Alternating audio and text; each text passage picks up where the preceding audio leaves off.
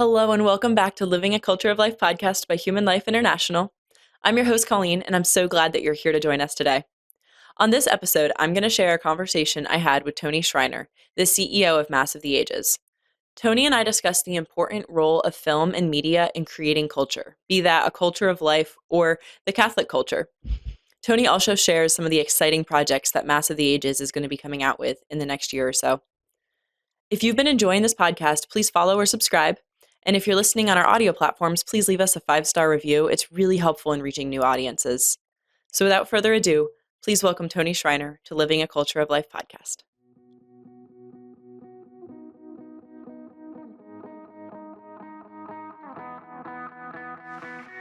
Welcome to the podcast, Tony. Hey, Colleen. Thanks for having me. Thanks for being on today. Yep. And I'm so excited to hear about Mass of the Ages and your project, and then the role of film in helping form culture and guide culture, because obviously the podcast is the culture of life. So good to talk about that. Could you just start by giving our audience a little background into who you are and what you do? Yes. So Mass of the Ages is a registered 501c3 nonprofit. And we started out really with just making one film. That was it. It was a bare bones group. It was really just Cameron O'Hearn and maybe a couple of other guys. And Cameron's our founder. He's our chief creative officer. So he wanted to make a film, right? He wanted to make a film about the old Roman Rite, the traditional Latin Mass, in response to that Pew study that happened several years ago that essentially stated that a large number of Catholics, even those going to Mass, don't believe in the real presence of Jesus Christ in the Eucharist. So he thought of this as, well, this has got to be something dealing with liturgy, or at least that's, highly correlated to that. So we made this film, which turned into 3 films, and we have the trilogy. And then that turned into a nonprofit. And then here we are now, as we'll talk about in this podcast, of what we're doing, and it's not just film; it's other forms of media, but the importance of media in spreading Catholic tradition. Yep, exactly. And I haven't seen the full trilogy, but I've seen clips of it, and it's just the filming is absolutely beautiful. It really draws you into the Latin Mass. So obviously, that's one of the goals of film. What point did you come on board?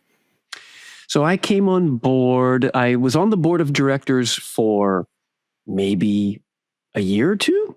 I started, it was in the premiere of episode 2 in Chicago. I met Cameron because it was an easy drive for me. At the time, I lived in Indianapolis, Indiana. So I drove up, met Cameron and another gentleman who's currently on our board, who's helped out tremendously, Jake Tate, and met and talked. And I expressed that my wife and we wanted to be donors. We wanted to help out, right? And I, at the time, was kind of exiting out of a software company that my wife and I founded and I ran for about a decade. So the Lord was leading me out of that, which I didn't want to do, but I knew it was God's will. So it was one of those things okay, fine. I did it kind of kicking and screaming, but now looking back, I see where God's will is. Anyway, it was on the board. And then Cameron would ask me very frequently business decisions, hey, what should I do in this situation and for business? Because he's an artist. He's made that very clear. And he is a tremendously talented artist. So long story short, May of 2024, so May of last year, he asked me to be the CEO. He's like, look, I want to be an artist. I want to create. I don't have time to be a CEO. You understand business. Will you do this? Well, it didn't take me long to pray and realize that's what God wanted me to do. And so June 1st, I started as CEO, and it feels like it's been 40 years that I've been on the team, but the team is amazing, highly, highly talented individuals. So I'm just blessed to be a part of the team. Yep. That's wonderful. Yeah, it's always interesting seeing the artists having to bring in people who know more about business, and really you need both to be able to have something that is a beautiful piece of art in itself and then reaches a large number of people as well. Yeah. So, Yeah. yeah. What sort of impact have you guys seen from people who watch the documentaries? Is it like, I'm assuming it's been mostly positive, but how has it been like changing lives? It's been so positive that it's sometimes hard to believe, because when things are happening and you're in that storm, you just Mhm. are like, hey, I'm in this, I'm going through this, and we're working and we're plugging away. You have to take 3 steps back and look at everything and say, wow, look at these comments that we're seeing on YouTube. uh, Scores and scores of emails and posts on social media. And they all really revolve around, I mean, sure, are we going to have people who say silly things? Well, that's just part of the world that we live in. Like, why didn't you do this, or why didn't you do that? Yeah, okay, sure. We could have done a lot of different things, but we can't do it all. Uh, as far as the impact, though, the impact has been tremendous from the laity and from the religious. So many priests, many seminarians continue to reach out to us and say, the work that you've done is amazing. You've taken tradition, right? Tradition in the liturgy, and you've lifted it up to where it needs to be. And this has affected me as a seminarian, me as a priest, me as a husband, a father, a young person, right? And they're saying, this is life changing. This is helping me. And it all goes back to what we talk about very frequently in our team is union with God, right? What does all this mean? It's union with God. It's great that, yes, the Mass is the greatest form of prayer, and Mass in the extraordinary form, which is what the trilogy is about, is obviously the Mass par excellence. And we put it up on a pedestal where it belongs. So therefore, the response that we get, it actually makes a lot of sense, because we're using media in the way that it should be used, is to show these 4 properties of God, right?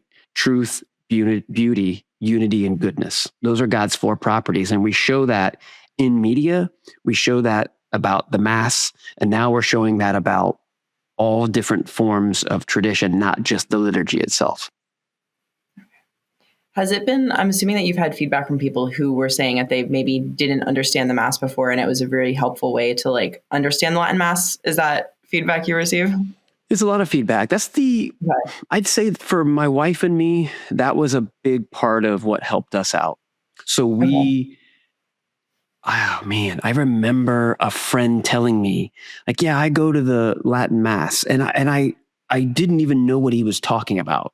I was just like, okay, Brian, that's great. I don't know what you're saying. And this was, a decade ago. I just had no concept that this even existed. So for my wife and me, right at COVID time, we were able to continue going to Mass, kind of, on the DL. It was an underground Mass because everything was shut down. Obviously, it was bonkers crazy. And that was our first experience with Mass in the extraordinary form. We went to this low Mass in the basement of a church because they didn't want anybody to know about it. And, I get it. But they did the right thing. The priest did the right thing by saying, yes, we're still going to offer the holy sacrifice of the Mass. So we know that we were exposed to it at that point, and it was so foreign. We felt so out of place, but we just knew we were happy to go to Mass and receive Jesus in the Eucharist. COVID ends, things get better, and it just kind of sticks with us, and we're still confused. And the crazy thing was, Colleen, is that our parish, our diocesan parish, offered Mass in the extraordinary form. And I don't even think we knew it. So we started going, and at the time, though, then here's episode 2. And it just helps us be able to, number one, realize, okay, it's okay to not know. It's okay to go to Mass that's Mass in the extraordinary form and not know every single word, because I thought, oh man, I stink. I don't know what's going on here. But really, obviously, none of us do when we first go. So that was the trilogy. These 3 films are all very unique. You don't have to watch them in order. You can, but they help make Mass in the extraordinary form accessible. right? To those of us who didn't grow up with it or have no clue about it. So that really affected my wife and me and our children. And we see now how that's affected tens of thousands of people. I mean, dare I say hundreds of thousands of people worldwide, because we have nearly 12 million views worldwide with the media that we have. Yeah, that was kind of the feedback that I would be expecting you'd get from my position. Cause like, I don't know that much about it, but the more that I learn about it, the more I'm like, oh, now I understand what's going on here, or I understand what these prayers are saying, or I find like the wording of these prayers so beautiful. And so just helping people to really be able to enter into it more fully. Right. What is next for you guys? Because you mentioned you have new projects coming up now that the trilogy is complete. What are you planning on making next? Yeah, next is so exciting. I'll try to boil this down because we've got so much going on. Yeah. First and foremost, we're building a studio right now, literally as we speak. So we're building a studio in Ave Maria, Florida. So we don't want to exist strictly as a film company. We see ourselves as a media company because there's so many things that we're doing outside of feature-length films. But yes, we love film and we rock that out. And our team is amazing at it. So first thing I'll state is we're building a studio in Ave Maria, Florida. My family and I are actually moving from where we live in Indiana to Ave Maria probably within the next 60 days or less. We're moving to Ave Maria. Cameron, who's our chief creative officer, the founder of Mass of the Ages, and the brainchild of most of what we do artistically, it really does flow through him. He and his family are moving to Ave Maria. Our senior editor blew us away and said, he's never even been there, but our senior editor is moving to Ave Maria with his wife and children as well. And I think we have other people on the team who are doing it or considering doing it. So we're super pumped up about that, number one. So we've got this studio that we're going to be doing more consistent content rather than just, obviously, Colleen, if you think about it, what's it take to make a film? Like even for me, I had no idea other than you don't do it overnight, right? It takes months to make a film, to film it, and then you've got to do the post-production, all the editing. Like I kind of understood that. But now being behind the curtain here and seeing these things, it's just like, wow, this takes a really long time to make a film. So we're still going to be working on that, but we're doing obviously shorter content. We're going to be doing weekly content in the studio. One of those things is something called the Movie Crusade or Movie Crusade. I'm taking this straight from Cameron's mouth because he's the one who comes up with this. But Movie Crusade is going to be weekly content.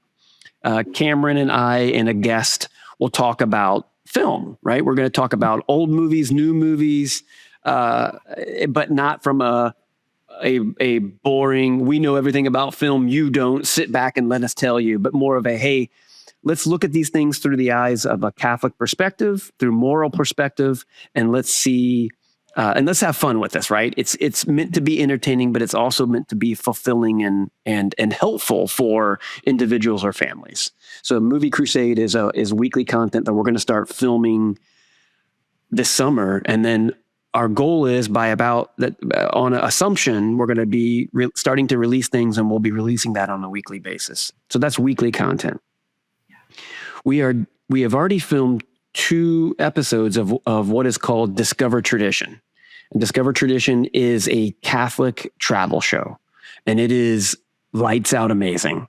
So if you just think about, okay, there's all kinds of travel shows that have happened. There's travel shows where they just go around and show you things. There's travel shows where people go around and it's just completely cultural. They eat food and they just soak it up. But we're coming at this is that we want to uphold, uplift, put the highlight on Catholic tradition. So feasts and festivals and anything that is a tradition of the Catholic faith. We've already filmed 2 episodes.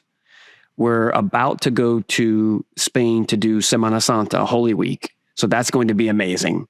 And it's going to be an episodal. So we're hoping to do 5 episodes a season.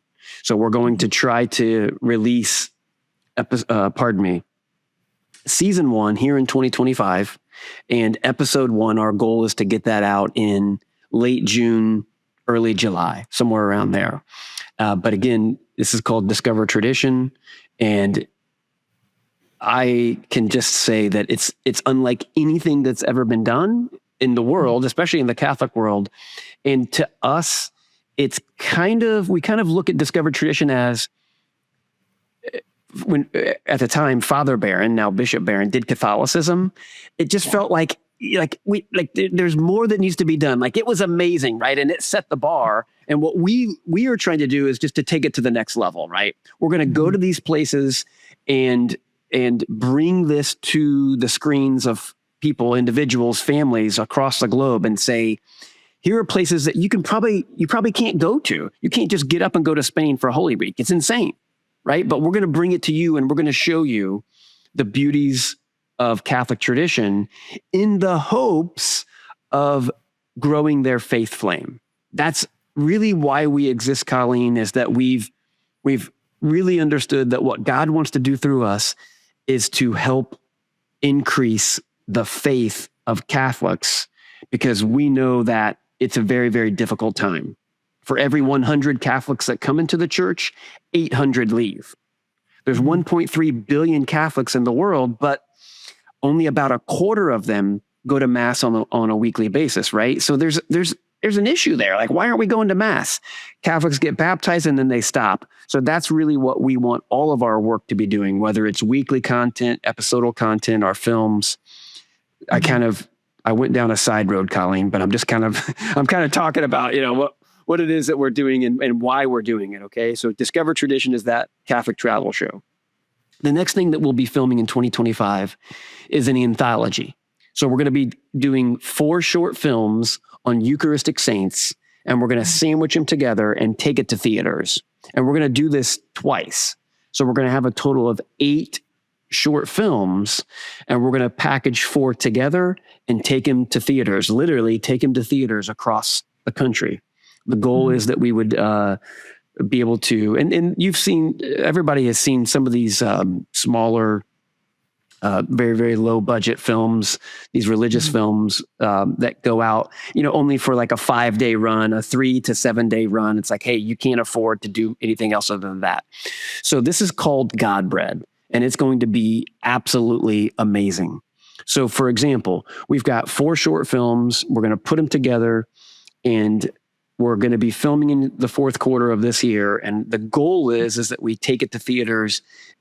Our goal would be around Corpus Christi 2026, but just sometime in the summer or the autumn of 2026. And just to give a little bit of a flavor, Saint Kateri is going to be one of the saints that we do a short film on. And these are going to be, unlike the documentaries that we've done, Colleen, we're talking narrative film here. These aren't documentaries. This is narrative film, actors, actresses on a set, completely blowing people away with their stories. So we're going to be doing that in the 4th quarter. Like I said, Saint Kateri, Little Li, who is this girl in communist China that inspired Fulton Sheen to do his daily, hourly adoration, and to do a holy hour every day. It inspired him to do that. And another is St. Margaret Mary Alacoque and the Sacred Heart of Jesus. There's one that Cameron is not allowing us to tell anybody about because it's a secret, and that's fine. I'm going to adhere to that because that's what Cameron wants. Maybe we do announce it before we do this, but God Bread is this anthology of short film. And then in 2026, we'll start filming another documentary called Touching God, and it's going to be about reverence for the Eucharist.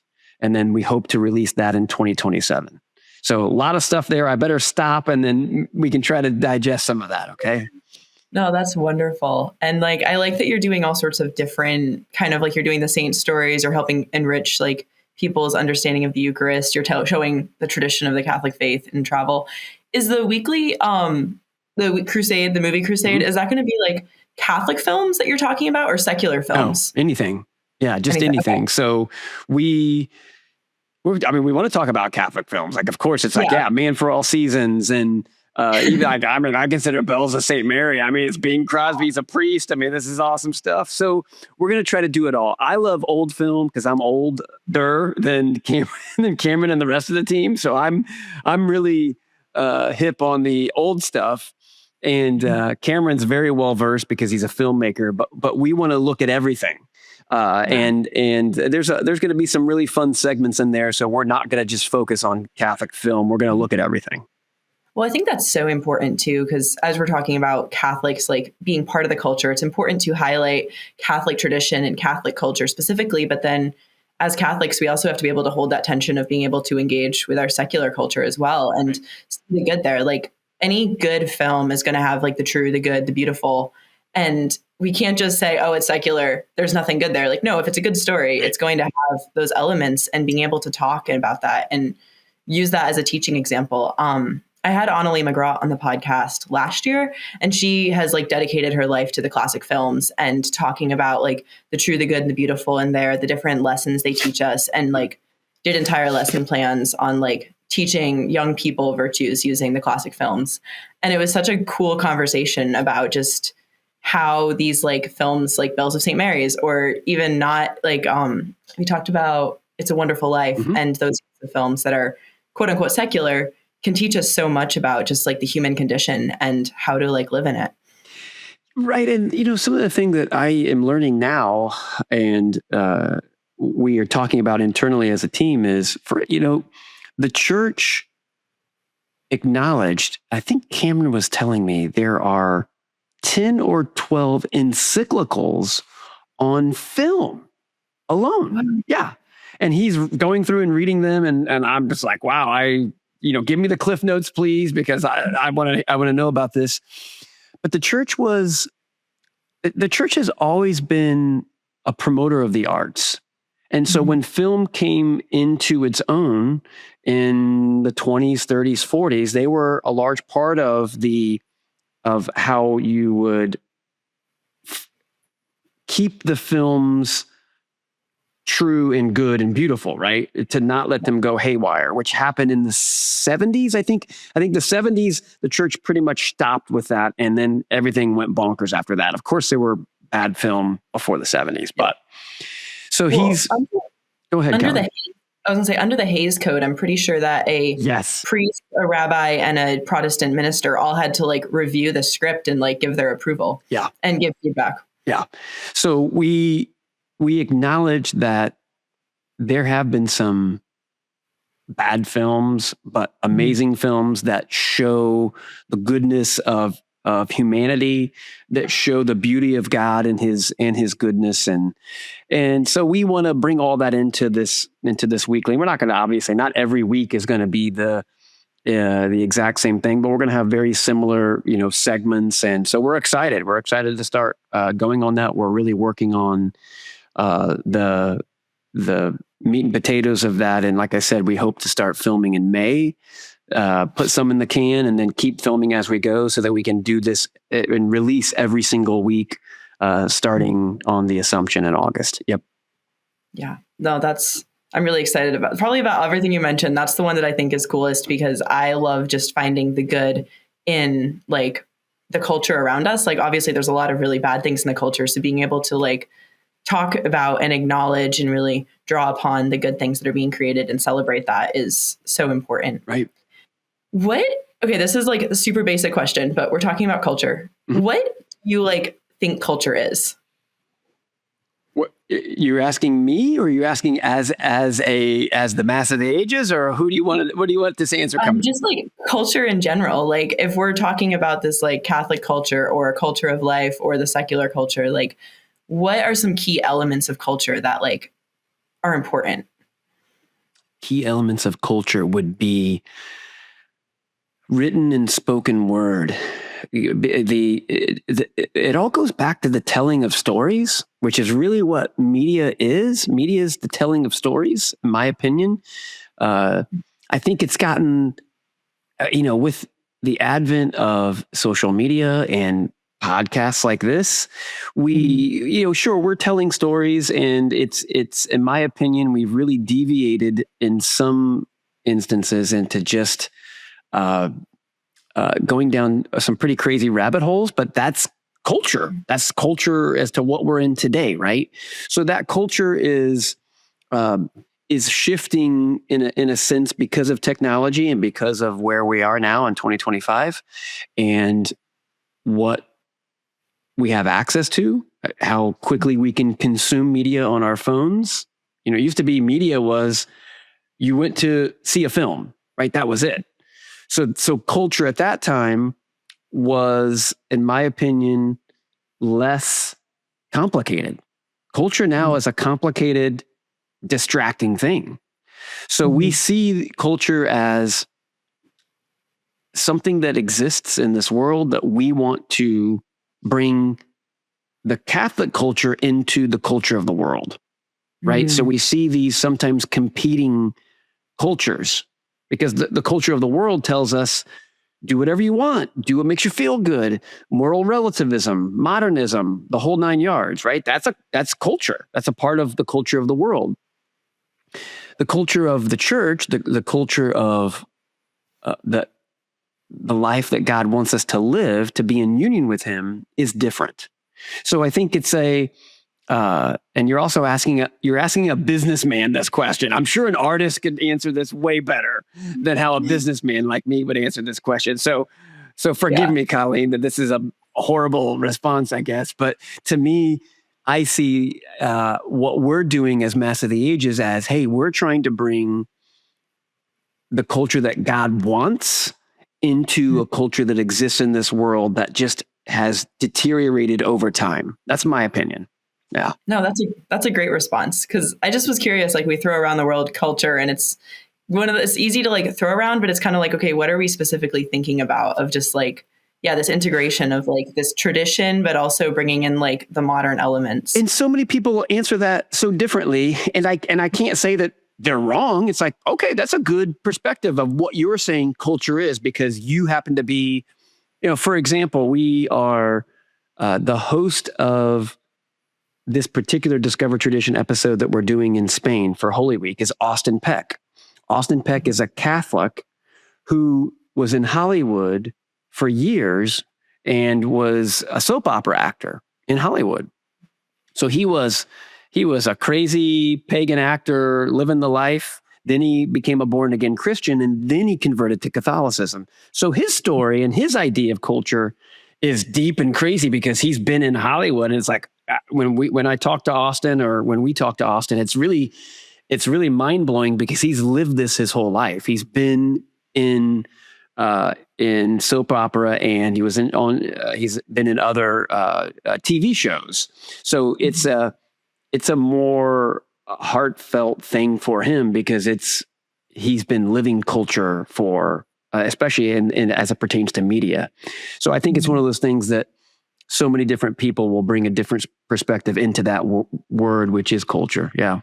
Yeah. Well, again, that's part of the reason I wanted to ask it, because since people bring in different things, it's helpful to see, like, kind of have an idea of where like you're coming from versus like where another person might be coming from. One thing that struck me when I was preparing for this podcast was just the importance of tradition in like culture. Like obviously the Catholic faith has like all of these beautiful art and like stories and all these things, the liturgy kind of feeding this very rich Catholic culture, which it seems like you're really trying to help people see and appreciate. But then also the need to be able to engage with like the secular culture that we're living in. And I love how you brought the two together of like using things like film, using media, using secular movies, like talking about them to kind of help integrate them and not have it just be the Catholics are over here and the secular world's over here, right, and they're the two shall meet. Yeah, it's something that we think about every day because going back to what I said, there's 1.3 billion Catholics, right? Okay, great. Mm-hmm. A quarter of them go to Mass on a weekly basis. That's insane. 25% go to Mass on a weekly basis. And of that 25%, at best, 60% of those believe in the real presence of Jesus in the Eucharist. So what else do we know? We know that there's 8 billion people in this world. Now, this fact blew me away. And I can attest to this because I've been to East Africa, where I've been in third world countries where they all have cell phones because cell phones are so accessible. But get a load of this, Colleen. This blew me away. over 5 billion people of the 8 billion consume media on a daily basis. 5 billion people consume media. So as we pray individually and collectively as a team, here we are, this nonprofit that most people don't know about, but we realize God wants to work through us to take any Catholic, even if they've just been baptized and they don't go to mass, they don't know, they haven't even thought about it, right? And that's a thing. That we're talking about hundreds of millions of souls that are baptized Catholics that aren't going to mass or don't believe Jesus is a real presence in the Eucharist. And we know that God can work through our media to affect them in a positive way. Now, we're not self-absorbed to think, well, it's all us doing all this. I mean, our team is amazingly talented artists, but we all realize we ain't going to do anything unless Jesus does it through us. That's it. We can't do anything without him. But the point is that we know that through us, God can affect these people in a positive way. So we're more excited than ever because we know people are consuming media. Why don't they consume ours and let that increase their flame of faith, right? Mm-hmm. Yeah, I'm glad. I think you kind of anticipated my next question, which was what is the role of film and media in that integration we were talking about and helping enrich people's Catholic culture? Do you think film and the online world, media is uniquely situated to be able to do that in a way that maybe stories and paintings aren't necessarily in today's world where people don't necessarily read books? Wow. Yeah. We could talk about that for hours. I mean, it is, as I think and pray about what it is that we're doing and how do we do this? That's kind of the thing that, coming from the world of running a software company, it's actually pretty easy. So I'm like, man, Lord, software is way easier than this nonprofit. What's going on here, right? But as we think and pray as a team, we realize, number one, there's never been more distractions for an individual human and their soul. There's never been more distractions than there are right now. Period. It's insane. My wife and I have 9 children, and we see the distractions for ourselves. We see the distractions that they have in their lives. And our kids range from age 1 to 26. We see distractions all over the place. Now, their soul's at stake. All these billions of souls are at stake. And that question that you pose is really, I think, what makes us so excited about what God can do through us if we do his will. Because I think the answer is yes, media, film, short film, any type of media, whether it's audio or video, can make a massive impact in the culture, not just, yes, in the culture, but also for an individual soul, because it's being consumed. It's happening, right? We can't deny that so many people are consuming media. People aren't reading books anymore. It's harder for me to read a book because life is so busy. I freely admit it. I want to read more, but I don't. And I don't see a lot of kids in college, and I have a 20-year-old daughter, and I look at her friends, and it's they don't read many books, but they are learned. They watch things, they listen to things. So yes, my opinion, our opinion is that there's never been a greater time or importance that media can influence an individual, either for the good or not good. I think it really comes down to, it's a black and white thing in that sense, right? We're either affecting somebody positively or we're not. And we look at that as, this is an important thing. This is why we exist. Yeah. Do you think there's been a gap of Catholics being involved in media? Like you were saying, they kind of pulled out of Hollywood, stopped influencing those movies back in the 60s, 70s.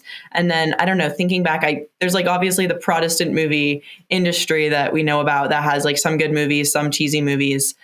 And obviously there's some good saint movies, but I'm trying to think about, besides Bishop Barron's Catholicism, I can't really think of anyone else who's been filling the gap, bringing in Catholic culture other than your team. I would I would agree. I think there has been a huge gap. I think, look, here's my opinion. I'm not going to say that this is the opinion of everybody at Mass of the Ages. Mhm. Take Cabrini, for example. All right. Cabrini, $40 million budget, right? Mhm. About a saint. Now, the title of the film was Cabrini, right? Mhm. I watched that with the family, and we finished the movie. I look at my wife, and it was just, again, my opinion. It's like, what? So Mhm. what I got out of that was she was able to do these things because she was a woman, not because Mhm. of her faith in God, not because of her wanting to grow in union with God, not that God worked through her, but that because she was a woman and she was powerful. I think it Mhm. completely missed a mark. So I consider that in the gap. Like that's the like why would we even have this? We're talking about a saint. We don't want to say, well, they were such a great saint, but man, she could really ride a motorcycle. Like, well, who cares if she can do that? What about how she let God work through her to do all these amazing things? Not because she was a woman. That's how I took that, and I know that others in the team agree with me on that. So I'm just looking at that as an individual example. But yes, Mhm. globally, I think you're exactly right. There has been this gap where nobody's stepping in and filling that need to say, hey, here's Catholic tradition. Here's what we should know, that it's in our DNA. And if we don't tell these stories, they could be lost to time. So we need to tell these stories. Yes. Yeah, exactly.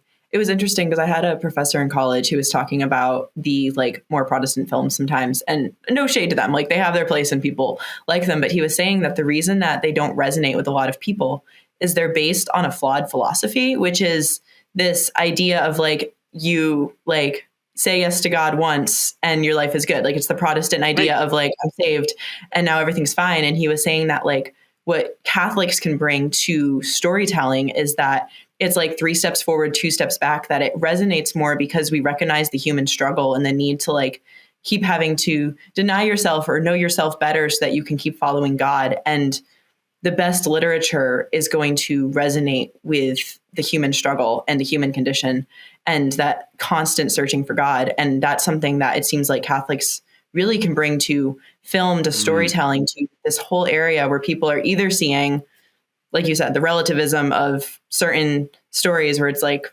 you know, anything goes, or you have the Protestants trying to bring Christian like storytelling and it's falling flat because they don't have the full richness of the full understanding that Catholics can bring. And that was kind of a distorted way to say it, but just I think there's Catholics have something so unique to bring to this space that's very important. That's a really good point. That I think we as Catholics forget about, and that we need to leverage that. We need to leverage that because you're exactly right. What did Jesus say are the three conditions for discipleship? Well, we deny thyself, take up thy cross, then you can follow me. And it is a unique thing about Catholics, right? Like there's a lot of guilt sometimes with being Catholic. Like, oh man, I'm such a sinner. Like, I got to go to confession, and but let's use that to our advantage, right? Like, yes, let's lift up these saints who, like us, were conceived with original sin, right? Mhm. Obviously, the Blessed Virgin Mary, we're going to lift her up, and she's very, very special. But let's just take any saint who we know they've been conceived with original sin, and they struggled like me, and they worked hard, and they put in the effort. And that's what it takes, right? It takes effort to grow in union with God. As a family, we read Divine Intimacy, which is this great book written by a Carmelite priest in the 50s. So he's constantly is writing about St. Teresa of Avila, St. John of the Cross, St. Therese Lisieux, St. Catherine of Siena. And it's a great reminder that you're exactly right. 3 steps forward, 2 steps back, but we're constantly working on climbing up that ladder. It isn't I think that's the thing that I find unfulfilling about some of these non-Catholic religious films or media is that it's too feel good, it's too emotional, and it's not about the struggle. It's not about, hey, we really do struggle and we really need to keep putting in the effort to work hard to get to heaven. Because Jesus said it's not easy, right? It's going to be a very difficult path. Yeah. Do you think films, because they're kind of feeding? So I was a philosophy major in college, to preface this. And one thing we learned about was how like your intellect and like your knowledge is formed by your senses. And so you have like the phantasms, which is your sense experiences, and they're like helping inform your mind. And one of my professors was talking about how people naturally were wired to like want family life because like that is a very natural human inclination to like want community with other people. And he was saying when people sometimes shy away from family life, it's because they've had a bad sense experience. So it's like naturally you're wired to this, but if the sense experiences that you've experienced with your relationships with your parents or relationships that you've seen are like negative, it's going to kind of, it's like an unnatural, like, I don't know quite what the word is, like an unnatural, like pushing away from the family or not wanting it. And one thing, as we were talking, like thinking about this podcast, was talking about a culture of life. We want to help people like value the family again, is how much of our society turning away from the family is because they've had bad experiences. And then could media help give them those positive sense experiences to help them want it? Like if you see someone living out their faith in media, or you see a happy family or a happy marriage portrayed in media, could that help like reverse that damage that's done? Right. I see your point. And I'm thinking with what you're doing with the faith, is that the same thing? Or if people have had a negative experience of the Catholic faith, or they think that it's a certain way, could good Catholic media help draw them towards it and attract them to it again? 100%. No, 100%. That's a great insight.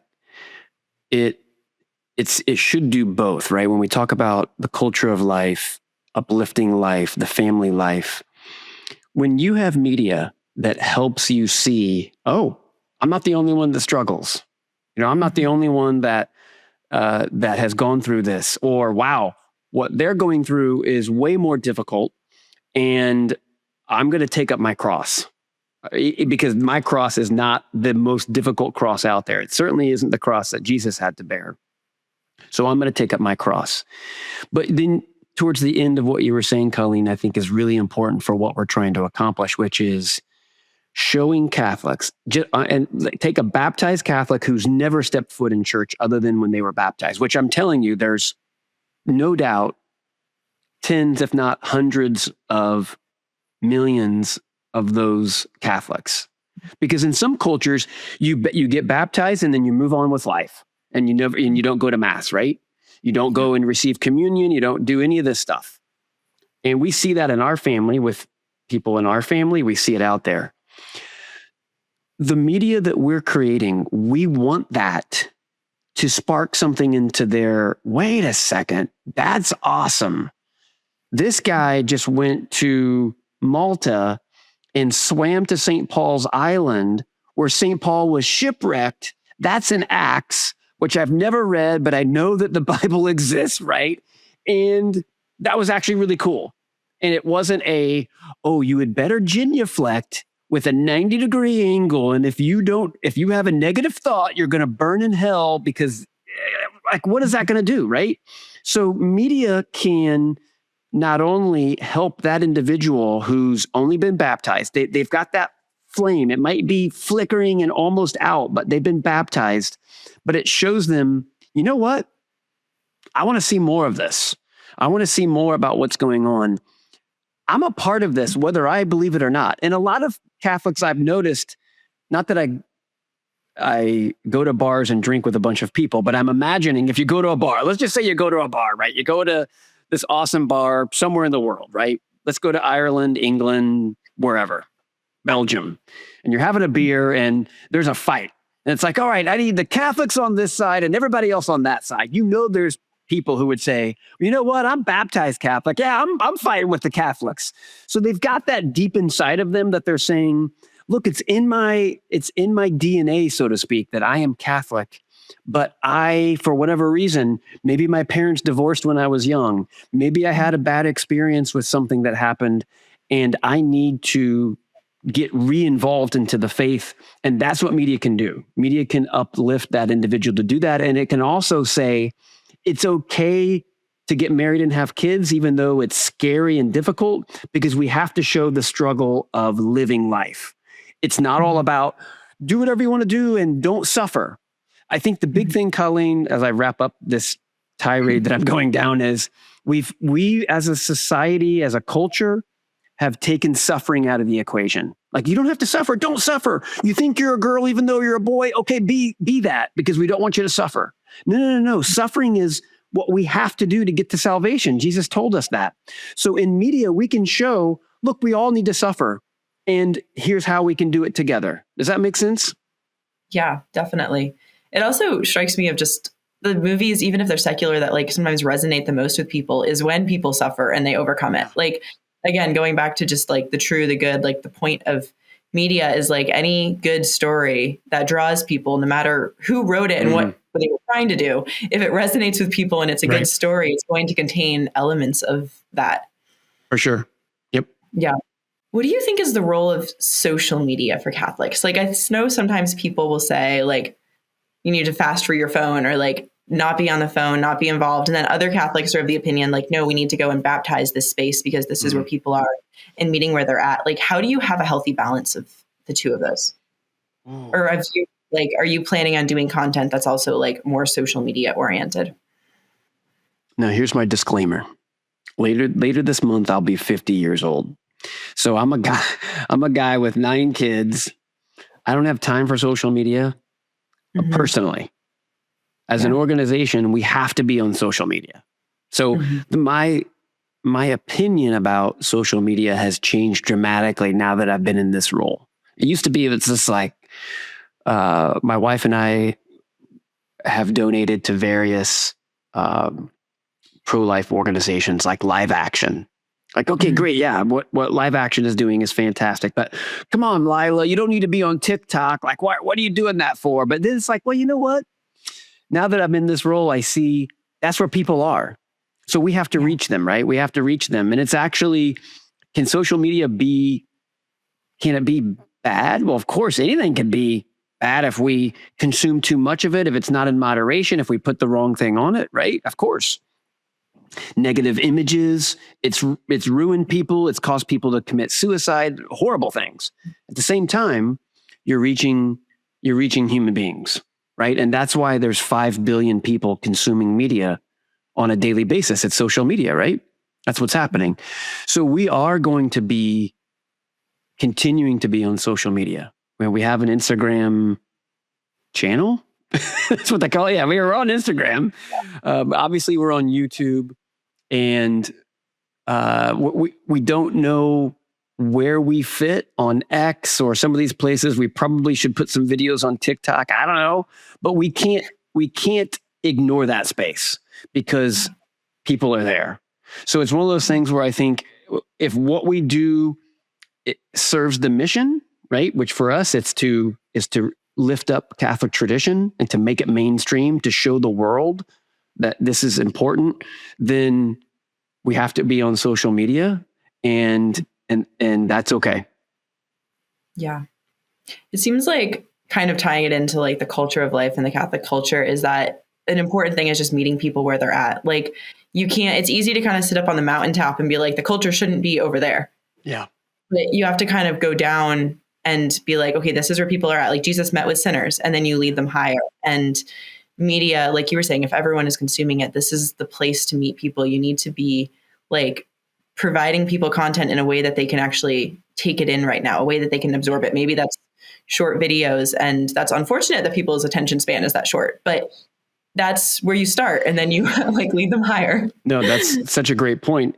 We are literally, we talk about this every day, is okay, how do we adapt our media to reach the people we want to reach, but not dilute its meaning, right? So we want the content to be strong, but yet, exactly. So we came out, we did 3 feature-length films. Not everybody's going to sit down for 45, 50, 60, 70 minutes and watch. There are some people who obviously will never do that, and that's fine.